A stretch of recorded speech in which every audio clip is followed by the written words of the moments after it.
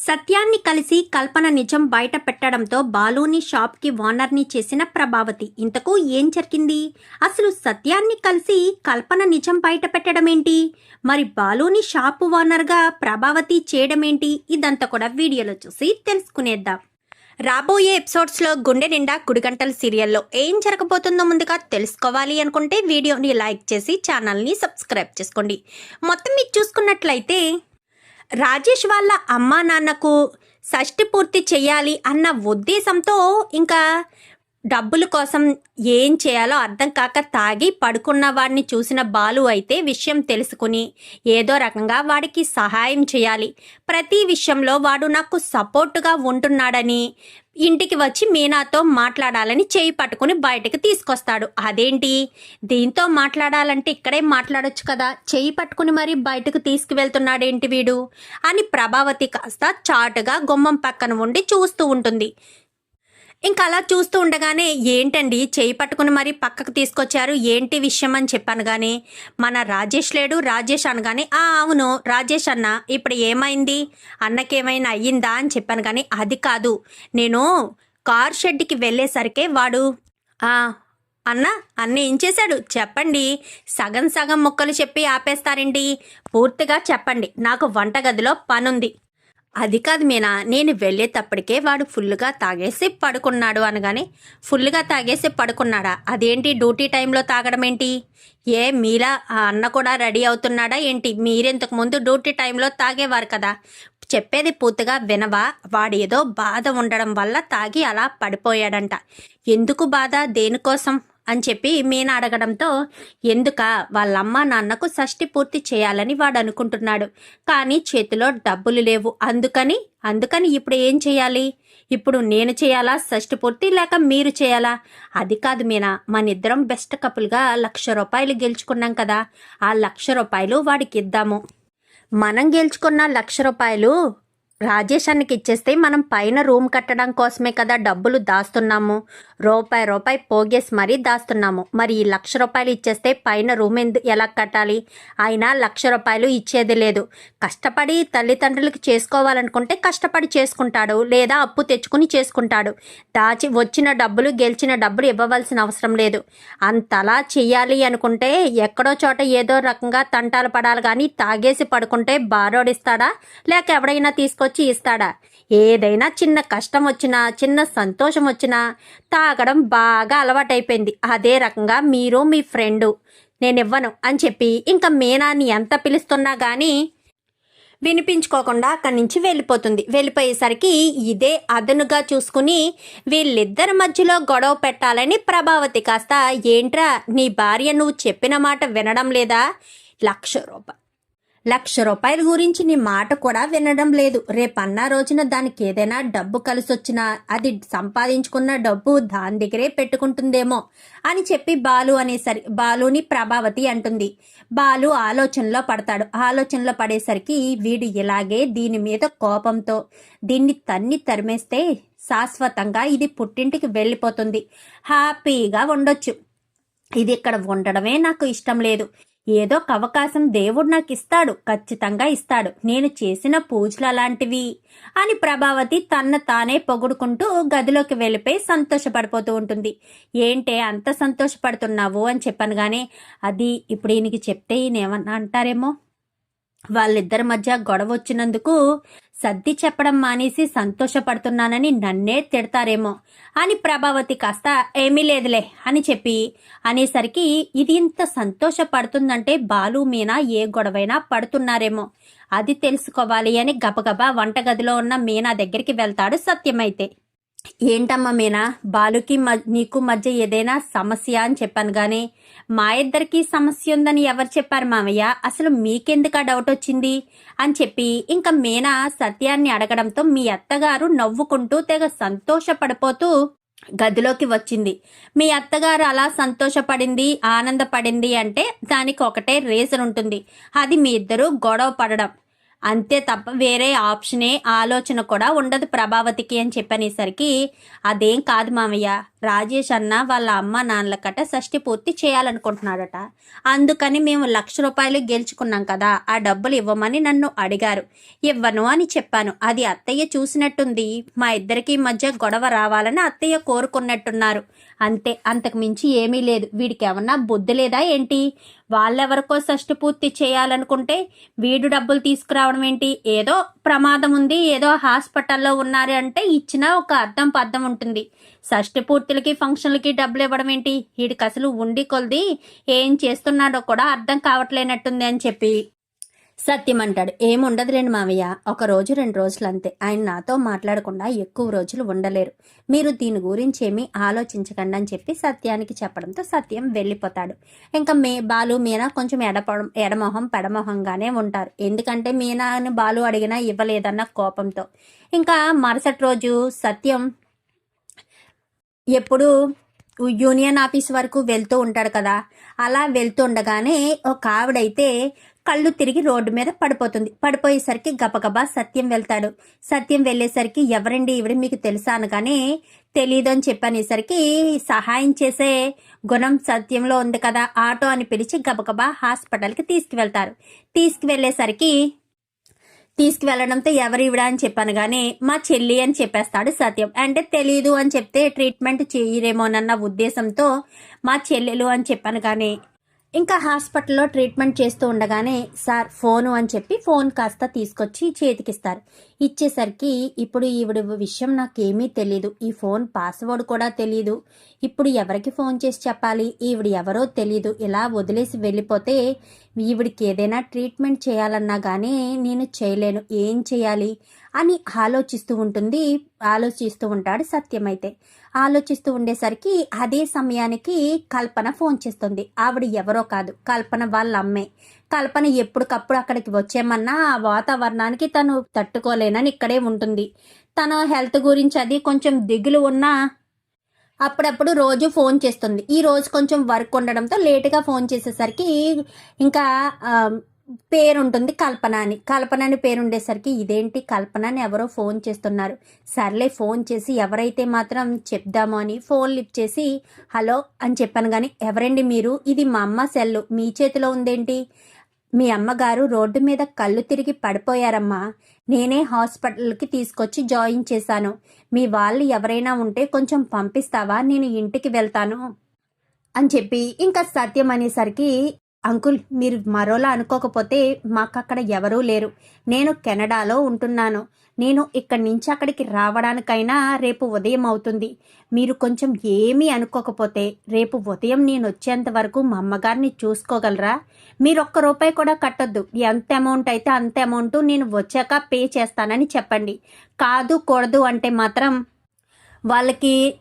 వాళ్ళ దగ్గర నాకు ఫోన్ చేపించండి, వెంటనే నేను అమౌంట్ ట్రాన్స్ఫర్ చేస్తాను, దయచేసి ఏమనుకోవద్దు అంకుల్, ఎందుకంటే నాకంటూ ఎవరూ లేరు, మా అమ్మ ఒక్కతే, మా అమ్మని ఎప్పటికప్పుడు ఇక్కడికి రమ్మని చెప్పినా రాను అని చెప్తుంది, వాతావరణం పడదని, తన ఆరోగ్యం అంతంత మాత్రమే, ప్లీజ్ అంకుల్ అని చెప్పి బ్రతిమాలేసరికి సరేనమ్మా, రేపు ఉదయం వరకు నేను ఇక్కడే ఉంటాను, నువ్వు తొందరగా వచ్చేసేయి అంకుల్, ఈ ఫోన్ మీ దగ్గరే పెట్టుకోండి, నేను ఎప్పుడైనా ఈ నెంబర్కే ఫోన్ చేస్తాను అని చెప్పనేసరికి సరేనమ్మా అని చెప్పి ఇంకా అక్కడి నుంచి కాస్త మందులు అవి కావాలితే అమౌంట్లు కొట్టడం అవన్నీ చేస్తుంది. అక్కడే ఉంటాడు. అక్కడే ఉండేసరికి బాలు సత్యానికి ఫోన్ చేస్తాడు.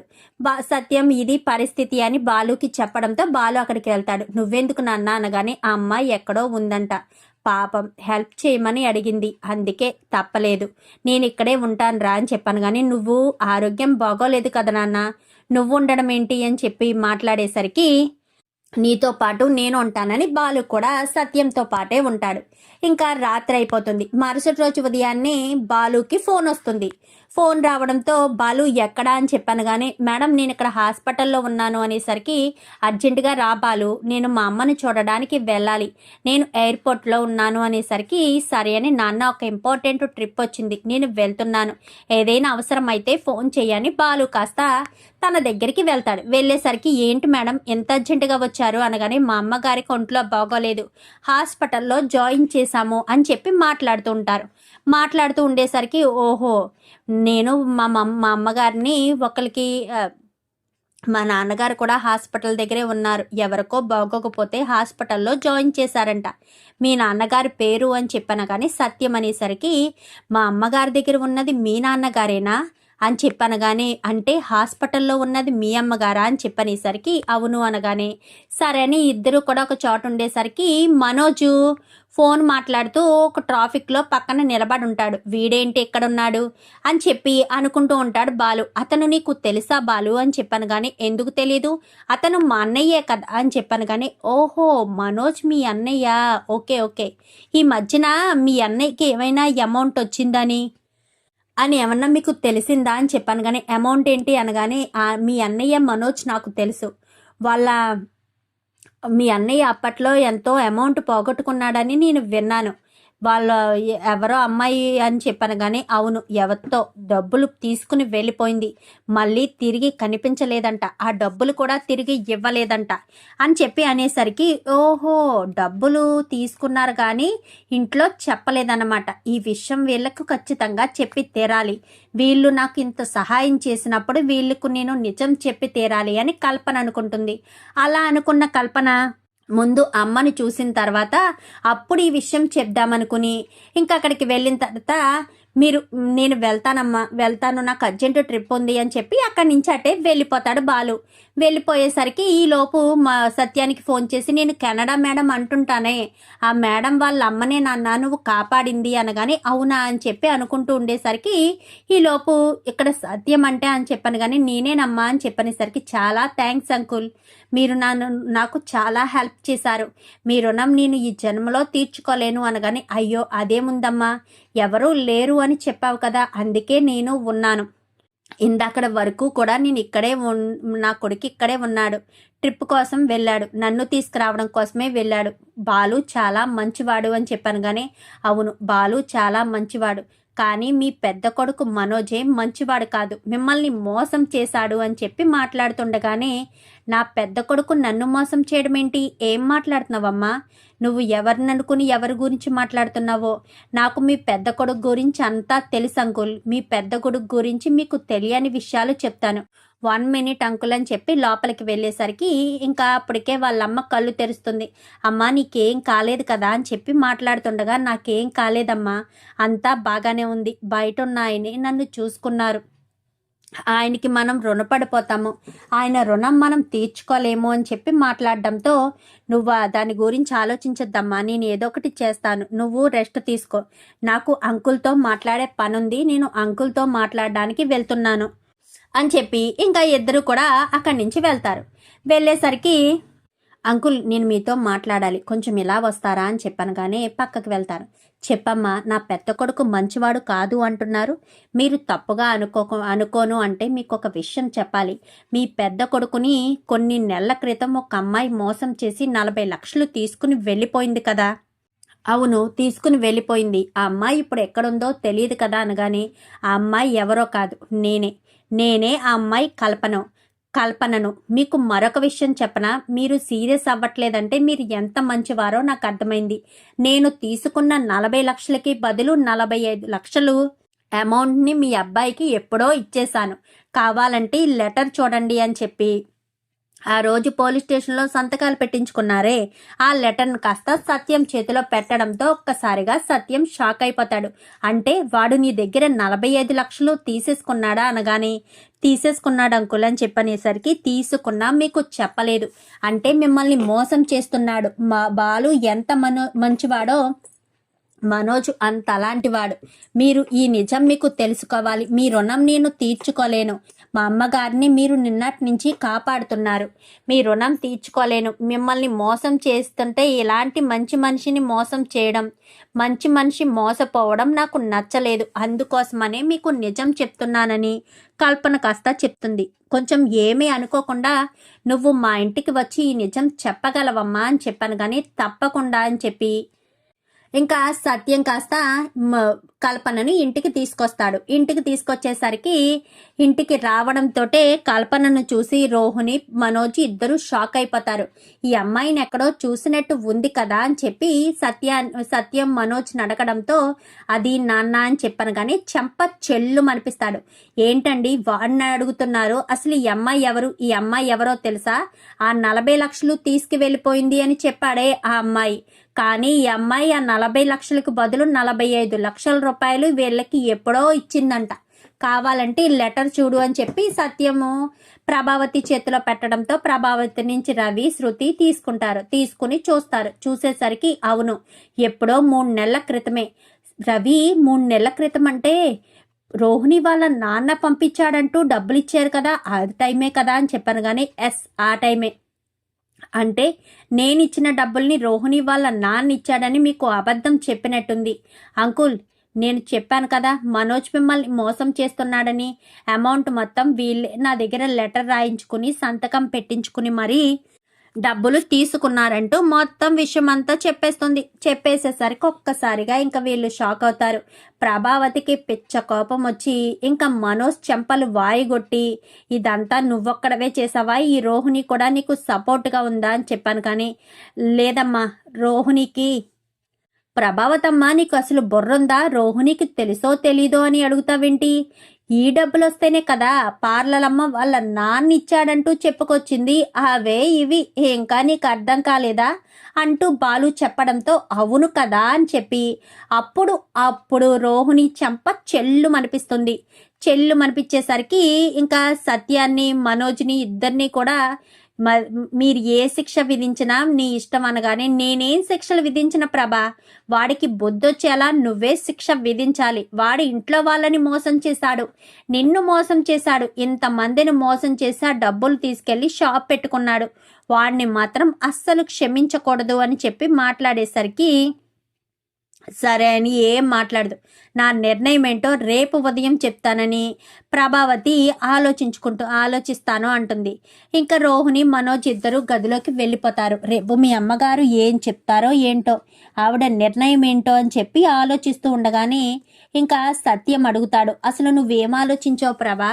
దేని గురించి ఆలోచించావు? అసలు నీ నిర్ణయం ఏంటి? ఏం ఆలోచించావు అని మాట్లాడుతూ ఉండగానే ఇంకా అప్పుడే బాలు వస్తాడు. నాన్న అని చెప్పనేసరికి ఏంట్రా అని చెప్పాను, కానీ ఆ మనోజ్ గాడు ఎలా మోసం చేశాడో చూసావు కదా. మా ఇద్దరికి ఇవ్వాల్సిన వాటా డబ్బులు ఇవ్వకుండా మొత్తం వాడే ఆ పార్లలమ్మతో కలిసి ఆ షోరూమ్ పెట్టుకున్నాడు. షోరూము వాడు మోసం చేసి పెట్టుకున్నాడు. వాడికి తగిన శిక్ష పడాలి నాన్న. వాడు ఇలాగే ఉంటే ఇంకెన్ని మోసాలు చేసే అవకాశం ఉందో అవన్నీ మనసులో పెట్టుకుని మనం ఏదో ఒకటి చెయ్యాలి అని చెప్పి బాలు చెప్పడంతో సరే అని ప్రభావతి ఆలోచనలో పడుతుంది. అప్పటి వరకు మనోజ్ అంటే ఎంతో ప్రేమ ఉన్న ప్రభావతికి ఇన్ని 45 లక్షలు వచ్చినా ఒక్క మాట కూడా తల్లికి చెప్పలేదు. అంటే భార్యతో కలిసి మోసం చేశాడు. వీడింతలా మోసం చేసి చూసి తట్టుకోలేక ప్రభావతి అయితే ఇంకా మరుసటి రోజు ఉదయాన్నే వీళ్ళు షోరూమ్కి వెళ్తుంటే ఆగండి మేము వస్తాం, ఒరే బాలు కారు తీరా అని చెప్పి మాట్లాడేసరికి నా కారులో రామ్మా అని చెప్పాను, కానీ నేను రాను, బాలుగాడి కారులోనే వస్తాను, ఏవండి రండి అని చెప్పి బాలుని ఇంకా సత్యాన్ని మీనాని నలుగురు కూడా షోరూమ్ దగ్గరికి వెళ్తారు.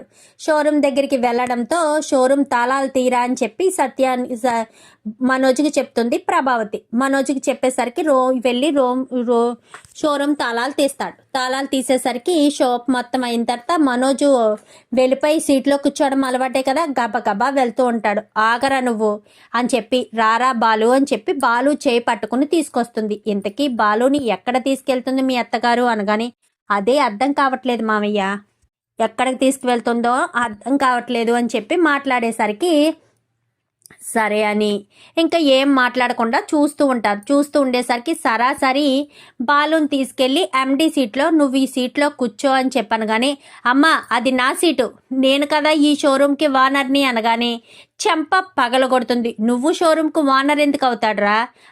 మీనాని చేసుకుంటేనే కదా మీ నాన్న 40 లక్షలు ఇస్తాను అని చెప్పాడు. నువ్వు మీనాని చేసుకోకుండా పెళ్లిపేటల మీద వదిలేసి వెళ్ళిపోయావు. మీనాని చేసుకున్నది బాలుయే కదా. సో ఈ డబ్బంతటికి వారసుడు బాలు మాత్రమే. ఈ డబ్బంతా వాడికి మాత్రమే చెందుతుంది. అందుకే బాలుగాడిని ఈ షాపుకు ఓనర్ని చేశాను. ఒరే బాలు, ఏం చేస్తావో తెలీదు. సేల్స్ పెంచి ఎవరికి ఇవ్వాల్సిన 10 లక్షలు వాళ్ళకి ఇచ్చేసాయి. ఈ షాపు మీద ఎంతైతే ఉందో అంత మిగిలింది మనోజ్ దగ్గర ఉంటుంది. అవి కూడా నువ్వే తీసుకుని షాపు డెవలప్మెంట్ చెయ్యి అనగానే ప్రభావ నువ్వేనా అని చెప్పాను. కానీ ఏండి మీరు మీనాను చేసుకుంటేనే కదా ఇస్తాను అని చెప్పారు అని చెప్పి మాట్లాడేసరికి అవును అని చెప్పాను. కానీ అయితే బాలుకే కదా చెందుతుంది, నేను చేసింది కరెక్టే అని ప్రభావతి అంటుంది. ప్రభావతి ఇచ్చిన ఈ షాక్కి అందరూ షాక్ అయిపోతారు. ప్రభావతి ఎందుకు ఆ ఉద్దేశంతో ఇస్తుందంటే మనోజ్కి బాధ్యత లేదని ఒకటి, బాలుకి తల్లి మీద ఉన్న ప్రేమ గురించి, తల్లి అంటే ఇష్టం గురించి బాలు వాళ్ళ మీనాతో మాట్లాడుతూ ఉంటాడు. ఒకరోజైతే ఆ మాటలన్నీ విన్న ప్రభావతి మనసులో పెట్టుకుని ఇప్పుడు ఈ రకంగా బాలుని ఓనర్ని చేస్తుంది.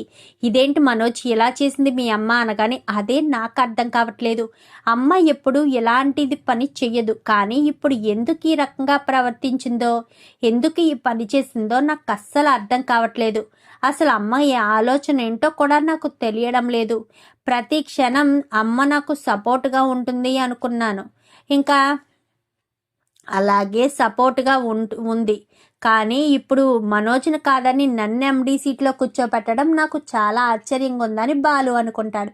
ఇంకిక్కడ మనోజ్ అయితే అయిపోయింది. ఎన్ని కలలు కన్నానో అన్ని కళలు నేల రాలిపోయాయి అనగానే అలాగే ఉంటుంది మరి. డబ్బు రాగానే మదం ఎక్కి కొట్టుకుంటుంటే పిచ్చి పిచ్చి మాటలు పిచ్చి పిచ్చి వేషాలు వేస్తే ఎవడొక్కడికి ఇలాగే మండి ఎవడొక్కడు ఇలాగే చెప్తారు. ఇప్పుడు కల్పన నిజం చెప్పడం వల్ల తెలిసిపోయింది.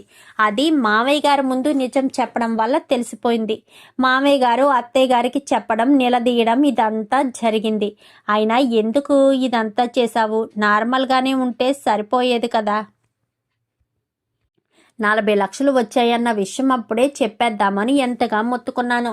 నువ్వు నా మాట వినలేదు. వినకుండానే నీకు నచ్చినట్టు చేశావు. నచ్చినట్టు చేయడం వల్ల ఎంత ప్రాబ్లం వచ్చిందో చూసావు కదా అంటూ మాట్లాడేసరికి ఇంకా ఏం మాట్లాడాలో అర్థం కాక మనోజ్ రోహిణి మనోజ్ అయితే ఇంకా సైలెంట్ అయిపోతారు. సైలెంట్ అయిపోయేసరికి అంతే, మన తలరాత ఇంతే అని చెప్పాను. కానీ సరే, మనం వీళ్ళకి పోటీగా పెట్టాలి అంటే ముందు మీ నాన్నని అడిగి డబ్బులు తీసుకురా. డబ్బులు తీసుకొస్తే అప్పుడు మన ఇద్దరం కలిపి ఒక షోరూమ్ పెడదాం. వీళ్ళలాగే మనము బిజినెస్ చేయగలమని నిరూపిద్దామని చెప్పనేసరికి రోహిణి ఒక్కసారిగా షాక్ అయిపోతుంది. ఎందుకంటే రోహిణి వాళ్ళ నాన్న దగ్గర నుంచి రూపాయి తీసుకురాలేను అన్న ఉద్దేశంతోనే కదా ఇక్కడి నుంచి డబ్బు తీసుకుని ఈ డబ్బులు ఇంట్లో వాళ్ళకి చెప్పకుండా షోరూమ్ పెట్టింది. ఇప్పుడు మళ్ళీ మనోజ్ డబ్బులు తీసుకురమ్మంటే ఎక్కడి నుంచి తీసుకొస్తుంది రోహిణి? తీసుకొచ్చే అవకాశం కూడా లేదు కదా. మరి అలాంటి తప్పుడు రోహిణి తెచ్చే అవకాశం లేనప్పుడు ఎలా తెస్తుంది? సో అందుకని ఇంకా రోహిణి అయితే ఇదేంటిది మనోజ్ ఇలా అంటున్నాడు, ఇప్పుడు నేను డబ్బులు ఎక్కడి నుంచి తేవాలి? ఈ రకంగా చేస్తే నేను డబ్బులు ఎప్పటికీ తేలేను. మనోజ్ ఇలా మాట్లాడితే నా వల్ల కాదు, నేను ఏమైపోవాలి, ఎక్కడి నుంచి డబ్బులు తేవాలి అని రోహిణి కాస్త అనుకుంటుంది. ఏంటి రోహిణి ఏం చేస్తున్నావు అని చెప్పి మాట్లాడేసరికి ఏమి లేదు మనోజ్ అని చెప్పాను. కానీ నువ్వు ఆలోచించొద్దు. నువ్వు ఎట్టి పరిస్థితుల్లో మీ నాన్నని అడిగి డబ్బులు తీసుకురా. డబ్బులు తీసుకొస్తే ఇబ్బంది లేకుండా మనం బిజినెస్ చేసి మనం బాలు కంటే గొప్ప వాళ్ళం అయిపోదాము అని చెప్పి మనోజ్ రోహిణిని అడుగుతాడు. మరి రోహిణి డబ్బులు ఎక్కడి నుంచి తెస్తుంది? వాళ్ళ నాన్న ఎన్ని తంటాలు పడి మనోజ్కి డబ్బులు ఇవ్వాలి? లేక ఈ ప్రాసెస్లో మనోజ్కి రోహిణి గురించి నిజం తెలిసిపోతుందా? చూద్దాం మరి రాబోయే ఎపిసోడ్స్లో ఏం జరుగుతుందో. వీడియో నచ్చితే లైక్ చేసి ఛానల్ని సబ్స్క్రైబ్ చేసుకుని పక్కనే ఉన్న బెల్ సింబల్లో ఆల్ పై క్లిక్ చేయండి. ఇలా చేయడం వల్ల మేము పెట్టే ప్రతి వీడియో నోటిఫికేషన్ రూపంలో ముందుగా చూడవచ్చు. Thank you for watching.